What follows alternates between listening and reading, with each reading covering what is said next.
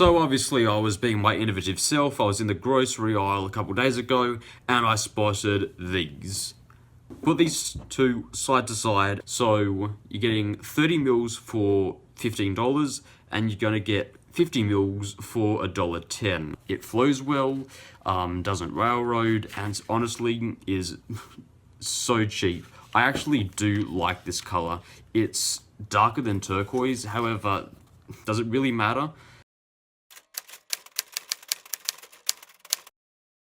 So it's been about a year since I made my video where I said I was going to use food colouring as a substitute for ink, and it's a really cheap substitute because a bottle of 50 mils of food colouring only costs about $1.50, whereas a similar priced bottle of Pelikan turquoise costs around about $10 in Australia.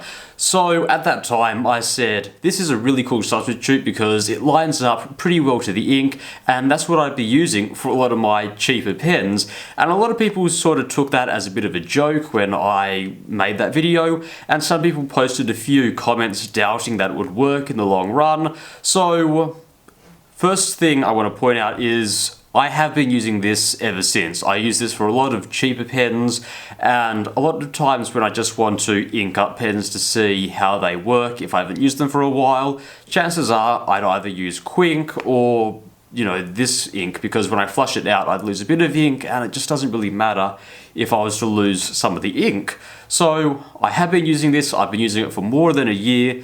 So I think it's about time that I answer a few doubts that some people had about using this as ink.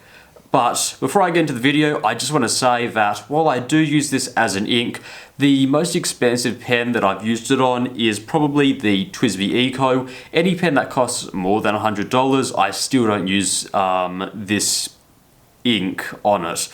So let's get into the video. So the first doubt that people had was that this being used as an ink would fade due to there not being any stabilizers in the ink, and over time UV would damage and fade the ink.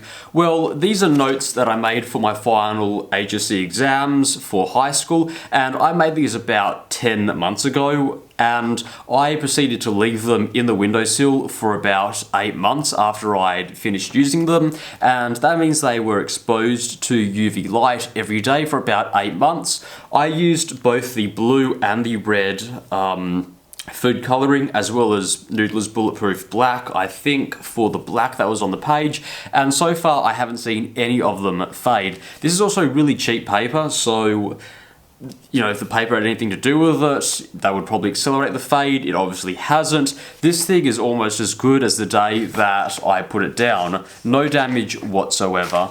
Though I can't tell you how it would work in the future, because I know most inks do fade over years, but this was in the sun for months and no damage whatsoever. So I'm pretty sure if you put it in a book and kept the book out of sunlight, I'm pretty sure that there would be no fading whatsoever. The next question people had was, is it possible that this would stain plastic components? And the answer is no, there is no staining whatsoever. This stuff is not Noodler's Bay State Blue, it is not a staining ink.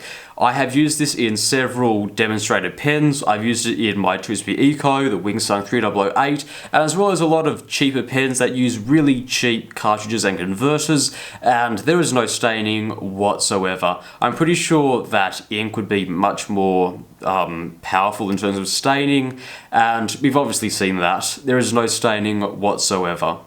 The next thing people had doubts about was this could possibly dissolve or degrade the rubber in the converters, and I can happily say that I've used this in several converters and certainly these pens for quite a long time, and I've noticed no degrading or any dissolving in the rubber whatsoever.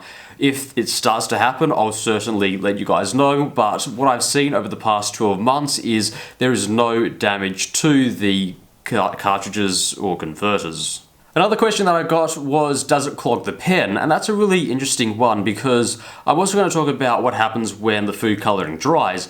In terms of it actually clogging the pen, I've noticed no issue with the pen clogging. And what I actually did to encourage the pen to clog is I got the Wingsung 3008 and I actually ran it dry and left it in my desk for about a week to make sure it all dried up. And what I then did was I just cleaned it with a bit of warm water, and then I scrubbed a few parts of the nib using a cotton wool bud, and all the dried food coloring easily came off and it just dissolved back into the water. I've noticed no issue with this clogging. It has been really, really good. Final question is, can I tell any difference that this is not ink but food coloring, and am I still going to use it in the future? And the big thing is, of course I'm going to use it in the future. This stuff is just awesome. For $1.50 for 50 mils of ink is just an insane price for ink. Well, ink anyway. I do love using it as ink, and I just find it fun every now and then to tell people that I'm actually using food coloring to write my notes. And it is a really nice color. I've been using this the most, but the green ink that I got, well, the green food coloring that I got is also really awesome to use. I don't use it all that much because I don't use green ink all that much, but I love using it. I can't tell any difference between this and normal ink, apart from it just doesn't shade all that well. Inks such as Lamy Turquoise do shade a little bit better, but in terms of just using this when I just want to write notes and maybe chuck away the ink afterwards, I don't mind using this. This stuff is really awesome to use, and I'm probably going to use it in the future. So thank you very much for watching. This has been a really cool follow-up to the video that I did 1 year ago.